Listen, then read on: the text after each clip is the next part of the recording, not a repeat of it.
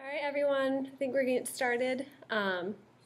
Thank you for coming to our Grand Rounds, Trials and Tribulations, the Pharmacist Role in the Clinical Research.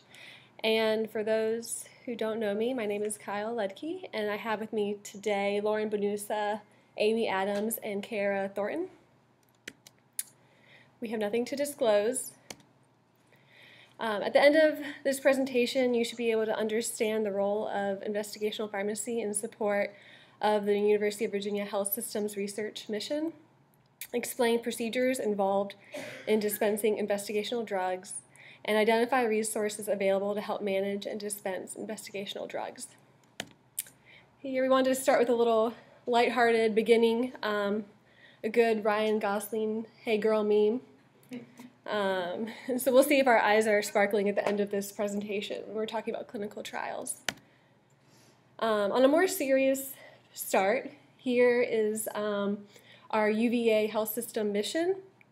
And there are different puzzle pieces for our mission, one of them being the creation and sharing of health knowledge, which is ultimately done through research, and IDS is a part of this piece of our mission. To understand how investigational drugs, or IDS, is a part of our mission, you first have to understand what IDS is and what we do. So IDS is a function of the pharmacy department, and it supports clinical drug-related research conducted by investigators. All inpatient studies are required to use required to use IDS, as well as clinical infusion patients. And outpatient trials are strongly encouraged to use IDS, and some may be required to use us. There are many aspects to what we do that go beyond just inventory control and drug dispensing. So we provide drug information, especially since many of our trials use drugs that aren't FDA approved. We also do protocol review, and this is as early as reviewing protocols for IRB and protocol setup, and by doing this we do beacon treatment plans, order sets, ERX production, and so on. We provide education and training activities for nurses and pharmacists, and quality assurance, which is done through reviewing orders prior to the patient receiving them, so looking for the right dose, right administration, as well as making sure all treatment parameters are met before a patient receives a study drug.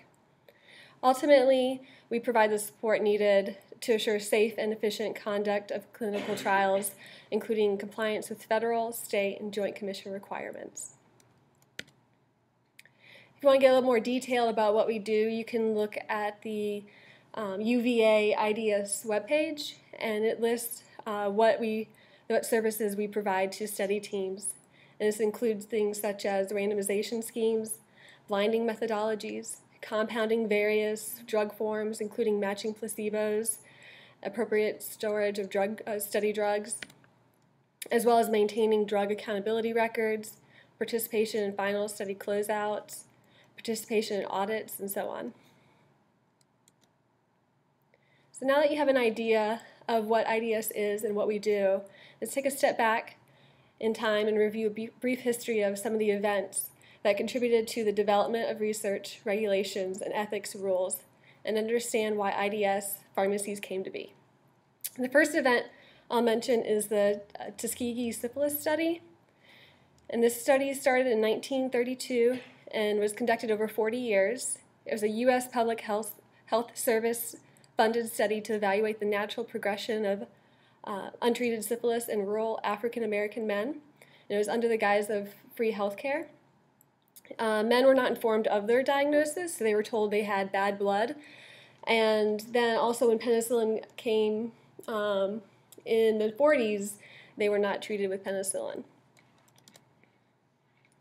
A few years later was the beginning of the Nazi war crimes in 1935, in which human experimentation such as altitude and hypothermia studies were done on concentration camp prisoners without their consent.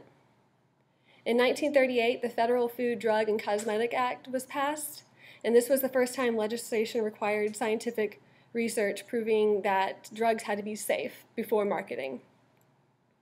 Beginning in 1944 were the Cold War human radiation experiments, which ended 30 years later in 1974, and which American citizens who checked into hospitals were injected with plutonium and other radioactive substances in order to see how they were able to clear the radioactive substances.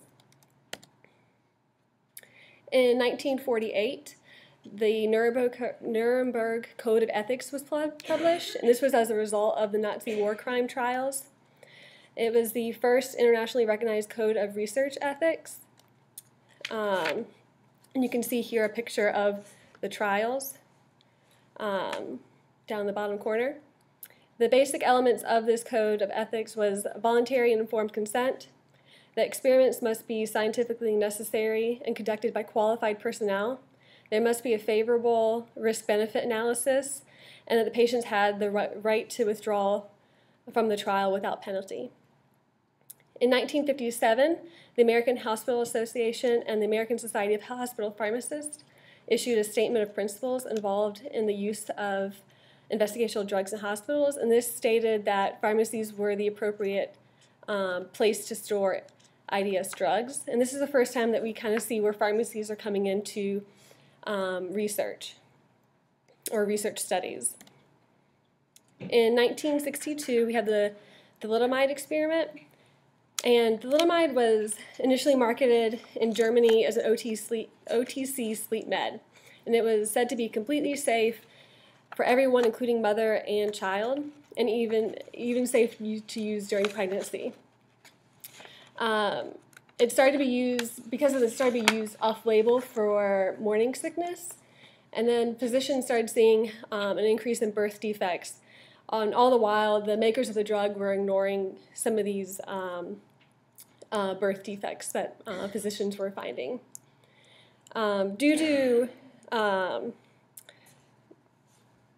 the tragedy around the thalidomide experiment, the FDA passed the Kefauver-Harris bill, and this now required that drugs need to not only be safe, but that they also need to be efficacious. Leading up to the 60s, we saw the U.S. Pharmaceutical industry saw growth, and this also meant increase in using prisoners for trials despite the Nuremberg Code. This led to more of an outcry as far as what these trials were doing. And so the first trial was the Jewish chronic disease hospital study. And this is when live cancer cells were injected into chronically ill, mostly demented patients, and without their knowledge. And it was to see how weakened immune systems influence the spread of cancer. The second trial then was in 1963, and that was the Willowbrook hepatitis study. And this was a state school for children with mental retardation, and they saw a frequent outbreak of hepatitis at this school. So the study was designed to intentionally infect healthy children with the virus to see if they could be cured with gamma globulin. They didn't inform the children or the parents. So due to these trials, as well as the Tuskegee trial, there was the 1964 expansion of principles from the Nuremberg Code, and this was known as the Declaration of Helsinki.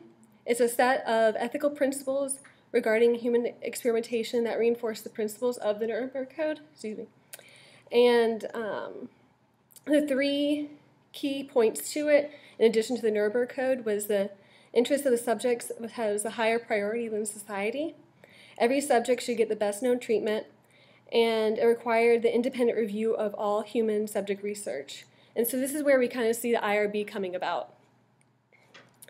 In 1974, the National Research Act was made, and this required the establishment of IRBs at organizations receiving public health services support. It also created the National Commission for the Protection of Human Subjects of Biomedical Behavioral Research. And so the National Commission met over 3 years, and they identified basic ethical principles underlying human subjects research. They developed guidelines for ensuring that human subject research is conducted ethically, and this became known as the Belmont Report. In 1981, these guidelines from the Belmont Report were then made into regulations, and this is now known as Title 21 of the Code of Federal Regulations. In 1983 is where we see the growth of IDS pharmacies at large teaching hospitals and cancer centers. After the National Cancer Institute, or NCI, issued a letter requiring that the use of specific drug accountability record form, and it must be, and they require that it should be started to be used within 3 weeks, or else risk losing significant funding. The last regulation I'm going to go over is the Common Rule, and it is a rule of ethics regarding biomedical and behavioral research involving human subjects in the United States. And it was made in 1991. It outlines the basic provisions for IRBs, informed consent, and assurances of compliance, and is the baseline of standards of ethics by which any government-funded research in the U.S. is held. And nearly all academic institutions hold their researchers to these statements of rights, regardless of funding. And in a few minutes, Lauren is going to talk a little bit more about it, or really talk about the weight of what this means for our daily activities in IDS in regards to the protections of our patients. So despite all these regulations that were set forth, we still saw cases within the last 20 years of study patients being harmed. So the first one in 1996 was Nicole Wan. She was a healthy 19-year-old who volunteered for a bronchoscopy to collect cells in the lung, and she was administered more lidocaine than what the protocol required, and she ultimately ended up dying due to cardiac arrest. Then in 1999, we have Jesse Gelsinger, and he was an 18-year-old who suffered from OTC deficiency. He was injected with an adenoviral vector carrying a corrected gene, and this was to test for the safety of the procedure. But unfortunately, he didn't meet study inclusion criteria, and the university failed to report previous serious adverse events with the drug, as well as failing to disclose that in the informed consent that monkeys had died due to similar treatments. Lastly, we have Ellen Roche in 2001. She was a healthy 24-year-old who volunteered for an asthma study. She was given hexamethonium as well as a second drug to induce an asthma attack, and ultimately ended up dying from lung injury. The informed consent that was given to her only stated a drop in blood pressure as the risk, and it didn't state that the drug was not FDA approved or that there had been previous cases of lung injury with this study drug. So now that we've gone over the history, you can see why we have so many regulations and guidelines that we have to follow, and listed here are some of them. I'm not going to go over all of them, but I just want you to know that IDS Pharmacy maintains compliance with all federal and state regulations, good practice guidelines, and institutional and departmental policies. Other guidelines that we use are ASHP guidelines, good clinical practices, and the HOPA investigational drug services best practice standards. And our UVA is audit ready at any time. So question 1 is, what is the role of investigational pharmacy? Drug accountability and distribution, protocol review and setup, education and training, quality assurance, or E, all of the above? E. That's good.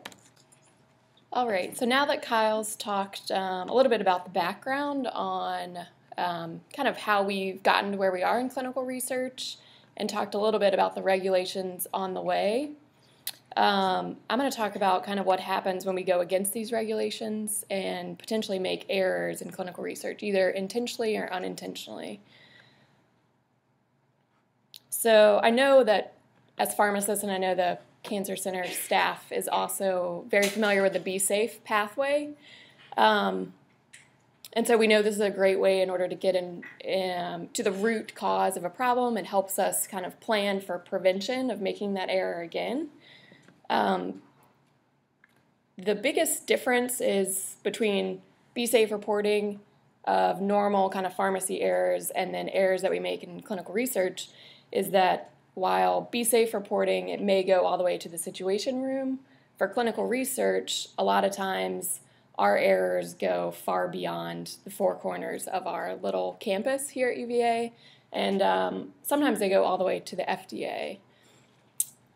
I want to say that the reason behind this isn't punitive. It's because we're no longer just talking about patient safety. What we're talking about is the protection of human subjects and really upholding the sanctity of clinical research.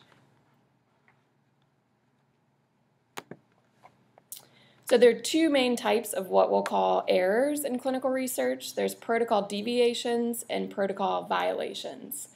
So a violation is defined here on this slide. It's basically any change, deviation, or departure from what the protocol states. And the protocol has to have been approved by IRB before the occurrence of it. It can be completely unintentional. It also can be completely out of the control of the UVA staff, the study team, or the PI. So some key characteristics of protocol violations. Number one is they reduce the quality of completeness of data. The beauty of research is its reproducibility, so anytime we mess with it and deviate from how we say we're going to do the research, we influence basically the quality of that research. Second characteristic of protocol violations is that they can make the informed consent inaccurate. So when a patient states or signs stating that they agree to all the labs, procedures, timing of everything that's written out in a protocol and they agree to be part of that research, whenever we deviate from that, it makes that consent inaccurate. And so a good example of this in pharmacy is when, say, we have a study drug that was intended to go over 30 minutes, and for whatever reason it goes over 60 minutes. So we have the safety data and the PK data to support that study drug going over 30 minutes, but we may not know what it'll do at 60 minutes, and we may not know the risk that that puts the patient at. So the consent that that patient signed stated it would go over 30 minutes. The risk that they agreed to was for that drug to go over 30 minutes. And they didn't consent for it to go over 60 minutes. So that really brings us to the third point, which is protocol violations can really have a significant impact on patient safety, their rights, or their welfare. And the infusion example I gave can also affect the patient's welfare because they've agreed to sit in that chair and get the infusion for 30 minutes. And if it goes over 60 minutes, we're violating that agreement that we had, and that directly influences the welfare of that patient.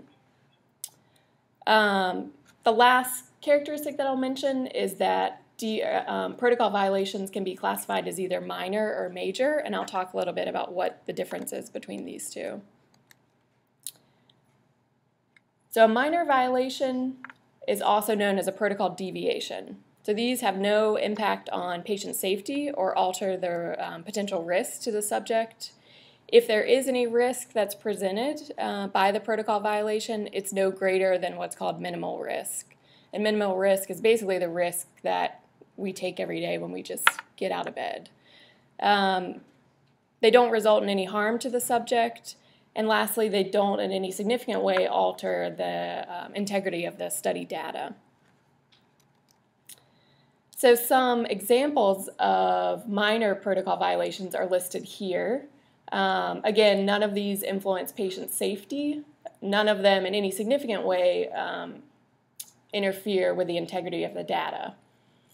These are all reported to the sponsor, but they may not be required to be reported to IRB. Next type is major protocol violations that I mentioned. So these meet any of the criteria that's listed here on this slide. Number one is they cause a significant negative impact to the subject's safety.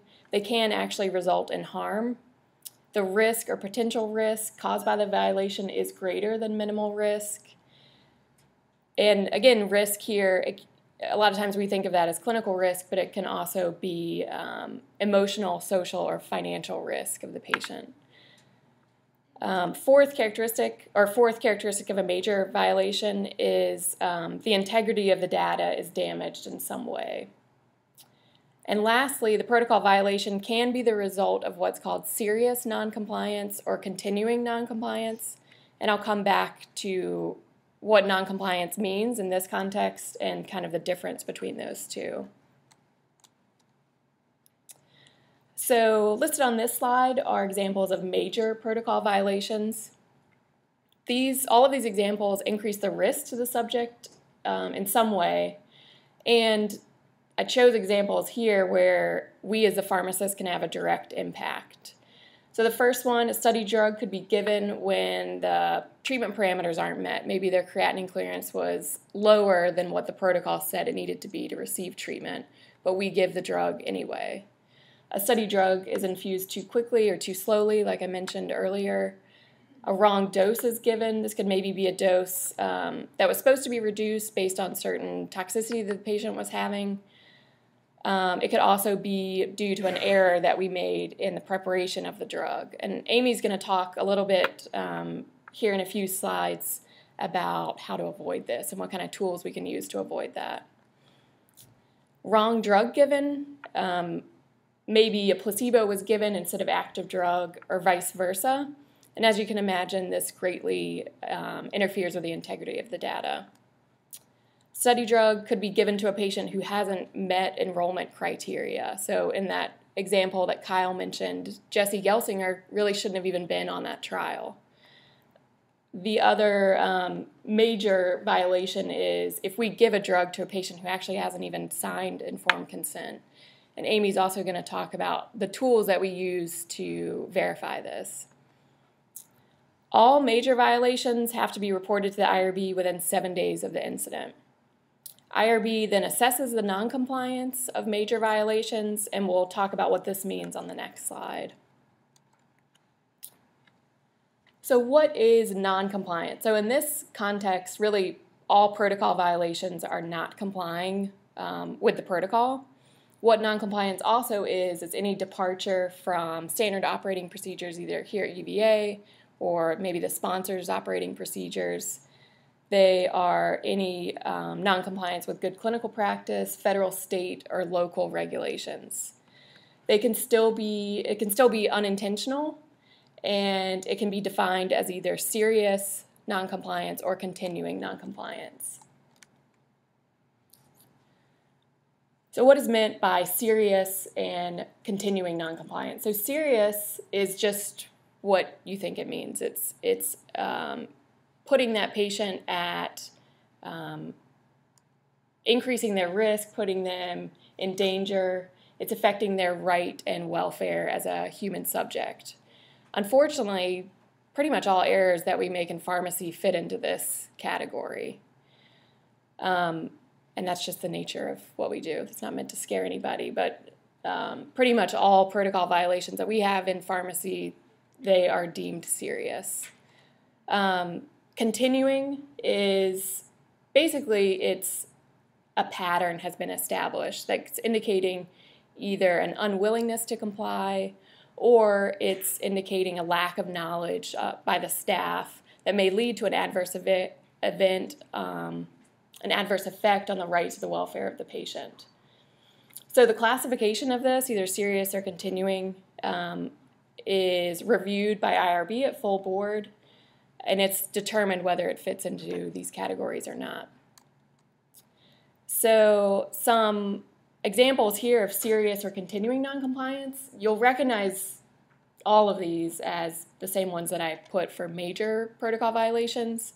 And really, the intent of that is just to show that pretty much all the errors that we make that could be major violations, most of them could be deemed serious. They may or may not be called continuing noncompliance because in order to establish that, there has to be some kind of pattern there. And again, IRB makes that determination. Generally, all violations reported to IRB are required to have some kind of resolution in place or prevention plan that IRB also reviews. And IRB can add to that, they can reject that, they can make suggestions for how to improve in order to prevent that error from happening again. IRB also has the responsibility to shut down the trial if they feel like subject safety is at undue risk. So all of these that I mentioned here are serious. They're only deemed to be continuing noncompliance if a pattern is established. So what happens next once IRB reviews a major violation? So once they determine that it's indeed serious and or continuing noncompliance, IRB is required to then report that to the FDA. A lot of times they also have to report it to the Office of Human Research Protection. They also have to report it to any of the funding where that trial the funding source of that trial, especially if it's funded by the Department of Health and Human Services. When FDA receives a report from IRB, it can kind of be the impetus for a for-cause audit of the site. And if they feel like that noncompliance is egregious enough, they can also shut down that trial at that site. So now that I've scared everyone, Amy's going to give us some tools to help us feel less scared and more empowered to ensure that we're conducting research in the safest, most ethical way possible for our patients here at UVA. So you may feel like this guy after all of that talk about the regulations and the violations and all the issues that may come of that. But I have to tell you that we've spent a lot of time reviewing our protocols and putting together the tools that you need to safely and accurately dispense these medications without feeling like you are not sure of what you're doing. The goal of all of these is to bring your confidence in dispensing to the highest level. So hopefully you won't feel like this for very long. For dispensing a medication, they can happen, of course, any time, day or night, any day of the week. There's usually alerts. We do condition the coordinators and ask coordinators and study teams to let us know when they're having a patient, when they feel like when they see a patient come in that could be identified as potentially being enrolled, we ask them to call the pharmacy, alert us, let us know, so we can have as much preparation ahead of time as possible. What you'll probably see first of all is there will be an order in the queue, and of course you'll see the HSR number first, and then it'll be followed by the study drug name. During working hours, if you see this, give us a call. We are happy to take care of that for you. This is what we're here for, and that's what we want to do. If it's off hours, don't panic. You can own it. Everything will be fine, and that's what I'm going to talk about, what your procedures are for that. First thing you want to do is retrieve the binder before you verify the order. You need to know what you're verifying, so just to review the binder before you do that. All labels print up front in the inpatient area. This includes the IV labels, and the reason behind that is to set up our procedure or to follow our procedure that we've set up to allow the pharmacist who is working up front to pull that off of the printer, go into the IDS room, pull the binder, and start the process of putting the information together. If it's an IV room study, then you'll pull all of your product together and you'll take it to the IV room. But the goal is the IV room pharmacist does not have to ungown to come out and take care of that. You would help facilitate that. We work together as a team. These slides that we're going to go over will focus mainly on the main IDS where most off-hours dosing occurs. When you get an order, you'll see that the puzzle pieces have to fit. So you'll have all the tools you need to put this together. You'll have your binder, which has the pertinent current information for dispensing these medications, and then the order will have all the pieces. Every study is a little different. So you may have a kit number, you may have a weight, you may have a creatinine clearance. It just depends on what the protocol calls for. But we'll have all of the pieces there that you're going to put together, and following your checklist that I'm going to talk about in a minute, you should be able to get the answers you need to fill the medication. And then the shelf supplies, this only study drug is stored in the investigational pharmacy, and that's all you'll find in there. We don't mix it with hospital meds, and this is part of our regulations as well. So you'll see the pharmacist instruction sheet is set up in a consistent format. You'll always see that box at the top, which gives you the basic information for the study. The information below that will follow whatever the procedures that are outlined in the protocol require. So the HSR number is going to be listed first. That's what you're going to see on the order. So you can see those puzzle pieces are starting to be put together. You have your order HSR, you have your binder HSR, and you can see that those match. The next thing is the study coordinator. If you have questions, you can contact that person or the prescriber, and they can help you put some of the pieces together if there are issues relating to items not being there that you need. And the drug location is important. It's listed here in that top section as well. And you have a list of authorized prescribers for the study. Only these people listed are authorized to write for the medication. These are the people who have been trained on the study. It's only these people who should show up as the prescribing MD on the order. So we've had some challenges with that. So I encourage you to keep your eyes peeled for the correct prescribers. And then all other pertinent information specific to the study will be listed in these sections. And these sections can change. I will add or take things away depending on what is required for the study. One of the regulations the processes that we put together, a lot of regulations sort of apply to all of them, but I thought I'd just pull out one regulation for each section. So using Title 21 of the Code of Federal Regulations, Section 312.60, these are the general responsibilities of the investigators. And this says the investigator is responsible for ensuring an investigation is conducted according to the signed investigator statement, investigational plan, applicable regulations for protecting the rights, safety, and welfare of subjects under investigators' care, and the control of drugs under investigation. So using that pharmacist instruction sheet, we are trying to pull the information together so that we can comply with this regulation, among many others, but that's just one. Now the drug fact sheet is a form which you probably may or may not be able to read here, but I just wanted to show you what the template looks like. The drug fact sheet is designed for all non-FDA approved medications.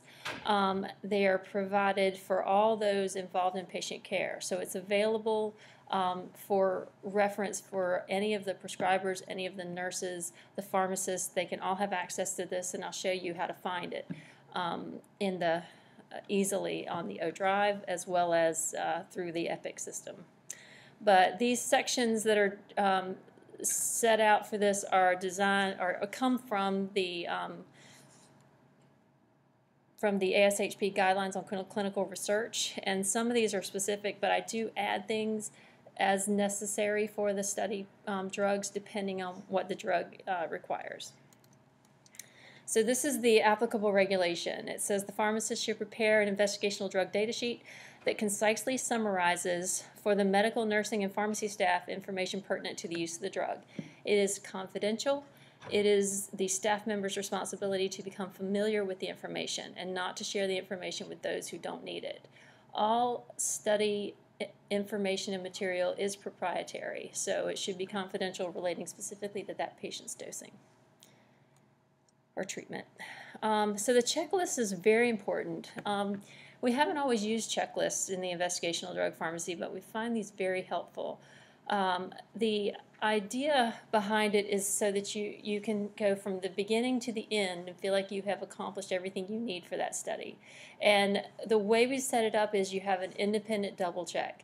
So there are two blanks on the left-hand side. One is for one pharmacist, and the other is for the second independent double check. So be sure that you do that. Don't lead a pharmacist through it. If you say that this is randomized to a certain drug, don't tell them how you found that information. They have to find that information and verify it independently. These checklists are instructional. They start from the beginning to the end, and it's designed for two pharmacists. Now you'll see that I just want to discuss the technician's role in preparation of the drug. I get that question sometimes. It's okay to have the technician prepare under your instruction in the hood an investigational agent. You do not have to prepare it yourself. They're not to sign the checklist specifically because that is an independent double check. There is one exception to that. That's when you have one pharmacist in the IV room and one pharmacist out in inpatient, and so you don't have a second pharmacist in the IV room to double check. In that case, the technician can verify that there is 4 mLs of this drug and 6 mLs of that drug to make a 10 ml syringe. So they can verify the volumes and what the drug was and the diluent was, but they can't verify the randomization or critically evaluate anything else in that. Does that make sense? Okay. So it's a very limited technician role. The regulation that we use, and I won't read the whole thing, but basically the investigator should maintain records that document adequately that the subjects were provided the doses specified by the protocol and reconcile all investigational products received from the sponsor. So this checklist allows us to document that this dose was given to the patient. These checklists also are maintained in our records for until we're told we can destroy them.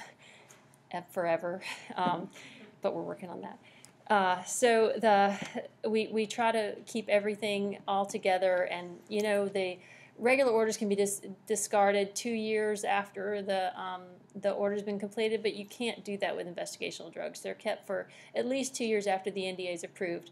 We never know when that happens, and so we seek instruction from the sponsor on when to destroy this. And sometimes the NDA never goes through, which we also never know that.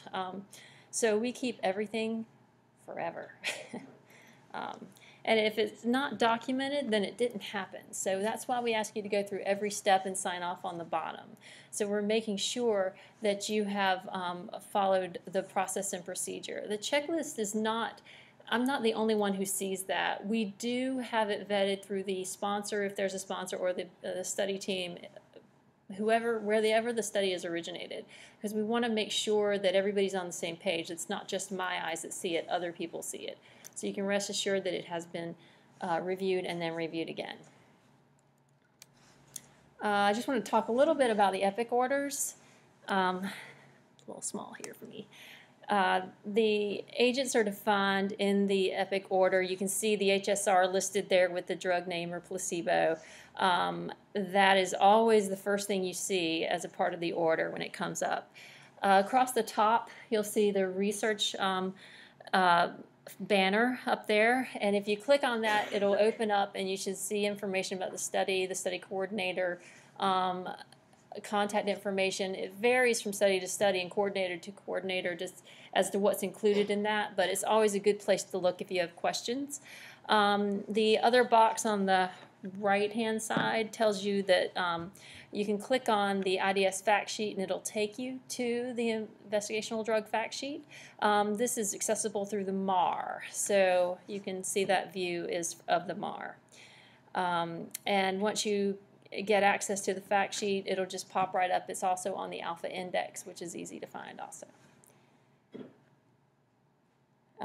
One other thing I wanted to mention is that our studies are now in the pumps for the main IDS. I know in Cancer Center they've been in there for a while, and they'll be talking back and forth just like any other order now. We haven't always had that capability, so we're pretty excited that we've been able to load them in the pumps, and you know, we're becoming real drugs now. It's exciting. This is one of the regulations that applies to this process, control of the investigational drugs. The investigator shall administer the drug only to subjects under the investigator's personal supervision or under the supervision of sub-I responsible to the investigator. The investigator shall not supply investigational drug to any person not authorized under this part to receive it. So there is a section on the EPIC order that you have to check that the informed consent's been signed. For investigational drug orders, we have a lot of questions that have to be answered before the order can be entered. They're all red stop signs, so nobody can get past them unless they have an answer. So the first question is always to verify that consent's been signed, and there's only one answer. they can't click no. There is no there. And if they're trying to click no, then they shouldn't be entering it. Other questions are specific to the study, and you'll also see that there is the caution, new drug limited by law to investigational drug use. It's at the bottom. That is also part of the Code of Federal Regulations, and it's required that way. We do take up a lot of real estate, our orders. We have a lot on there.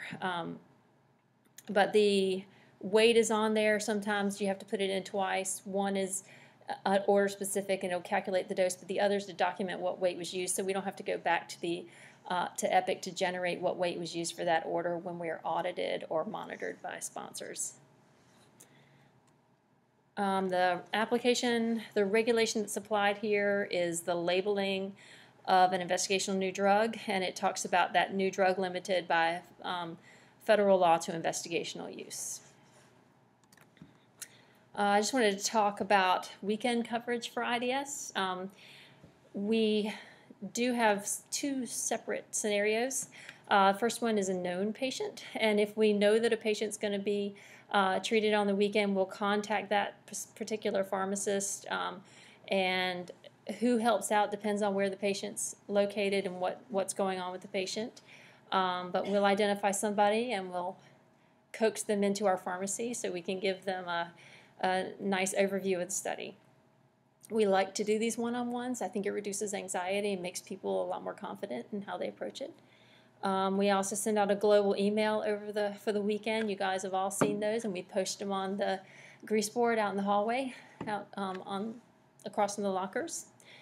And we just make sure that there is a contact person. We also let the study team know who to contact for that. If it's an unknown patient, then you will treat it off hours as if it were a new order, as you would for any new order off hours. And that regulation applied, I just brought it back to the general med management regulation for Joint Commission, that the hospital safely manages investigational medications. That's another one of our regulations that we follow. Just want to talk about discharge of inpatients over the weekends. So if a patient is discharged during regular IDS hours, we use the pre-printed prescriptions, and we process those via Vestigo, which is our accountability system. It's specific for investigational drug service, and it creates all the forms that we would ever need specific to our requirements. But on weekend or off hours, we have to use Epic to do this. So an Epic order is entered just prior to the patient's discharge. It's going to look like a regular order. It's part of the Epic order set. You can see a sample at the bottom where this is for the Astound study. So the first set are inpatient orders, and the second set are labeled as discharge. So it's very clear which ones are which, although the orders look very similar. The admin instructions are beefed up a bit to make them look like regular SIGs that you might get from our dispensing system during the week. And once you see these orders show up in the queue, you'll need to verify it like you would any other order. So it'll generate a label. And then you'll follow the discharge checklist that will be provided for that. And we always have the checklist in the binder so you can find everything you need in there. So study medication from outside of UVA. Now this is when you get a study drug that UVA doesn't run. And you have no idea what to do with it. The patient's admitted. Frequently we get them in the ED, and we'll get a call from the pharmacist in the ED saying, what is this and what do I do now?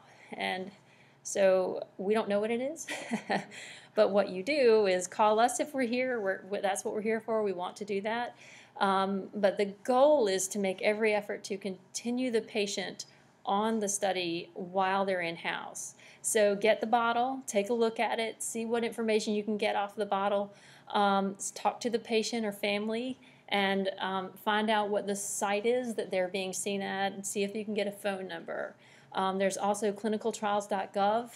They might have information for that site, and if you find that site on clinicaltrials.gov, There's usually a contact number, a name listed there. What you want to do, the goal is to identify the medication, how it's used, and what the risks may be. You can get this from the consent form. Sometimes the patients will have a copy of their signed consent. This is great if they do, or if you can get a hold of it, because it has so much information in there that can really be helpful. And then you'll want to talk to the team about the appropriateness of continuing the drug. It may not be best to continue the drug depending on what it is and what's going on with the patient. So once you find out about the drug, you can establish how to monitor it, what is required, if it needs to be adjusted at a certain, creatinine clearance, or if your liver enzymes are getting worse, then you might want to watch out for that. So there's a bit of determination and assessment that is required for safe continued use, and you'll make that determination with the study team. The order can be entered in the HSR pathway, and I like to recommend that you maximize the use of the admin instructions section. Frequently we'll type in contact information at the source site, we'll type in who has been speaking with the patient and their family members at UVA to make sure that there's a lot of continuity and communication to make sure that everything is consistent. So how do you enter an order for a non-UVA med? We do this via the Help HSR pathway.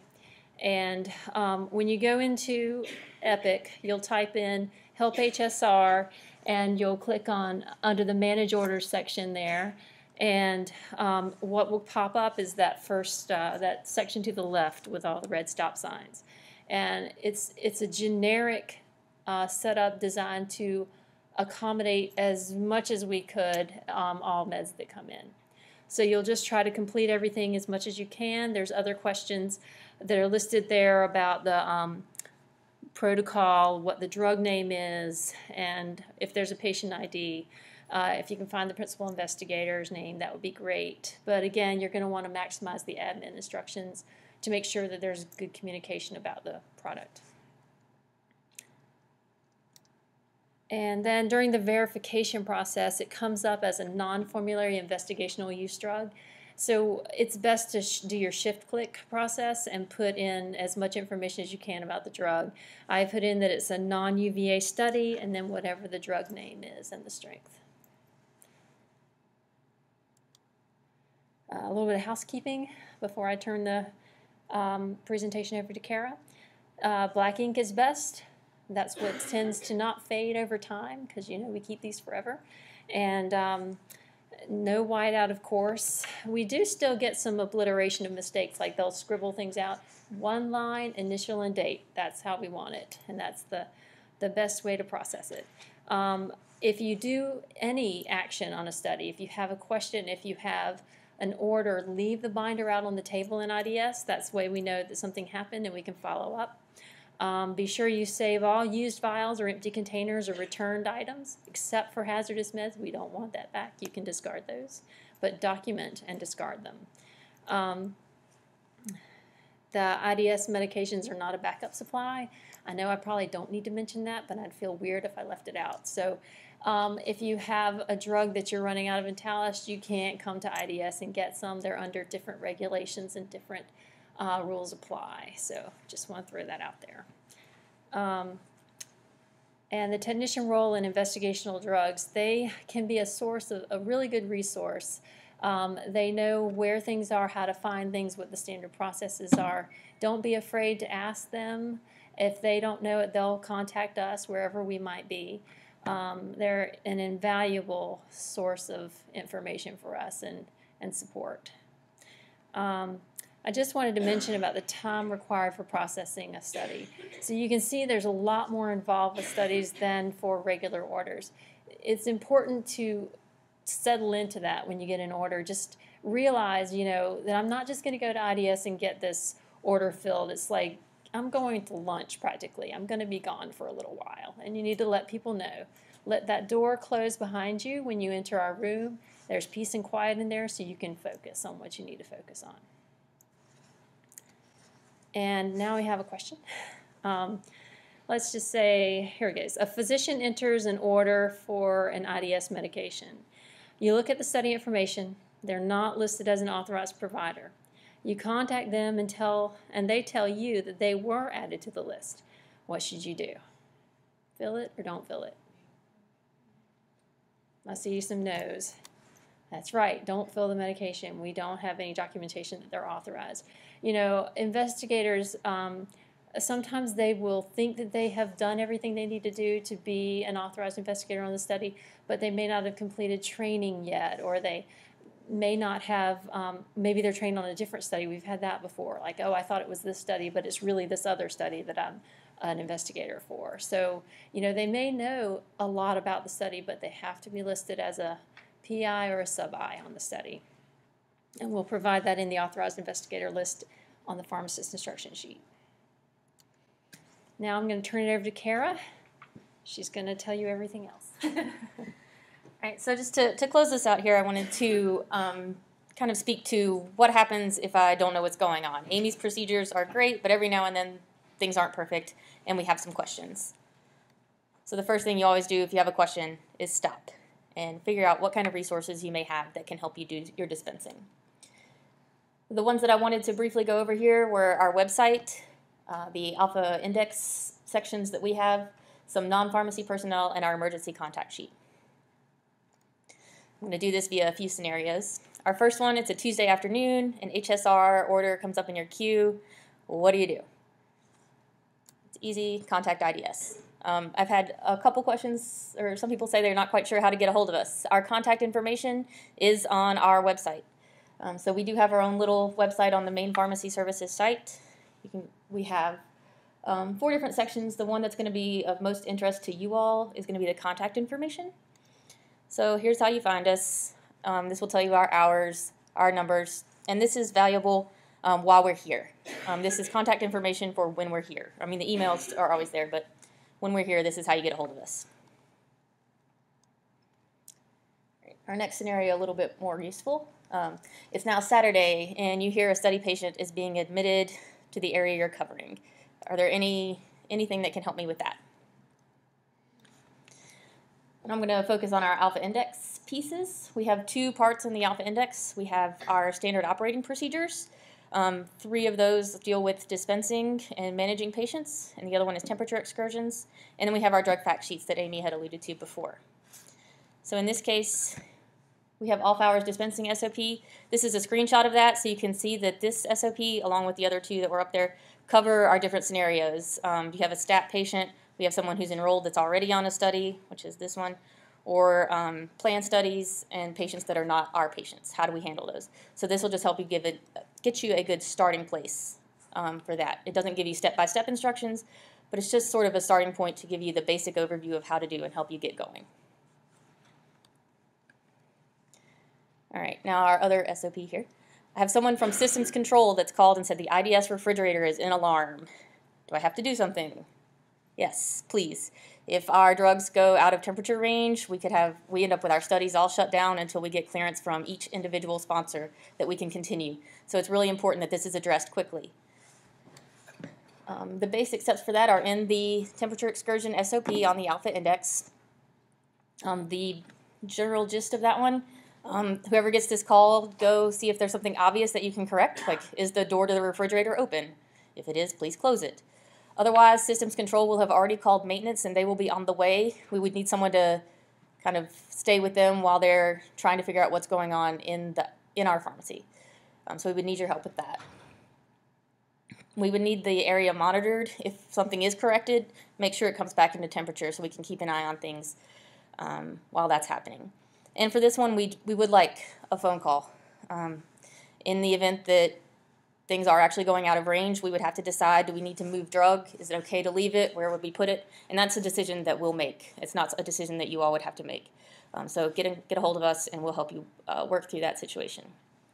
And just as a note, just because the alarms are going off doesn't mean it's out of range yet. We set our alarms such that they're within range so we can get to it and hopefully address it before it actually goes out of range, so we can avoid an actual excursion and avoid shutting down trials with a little bit of extra notice.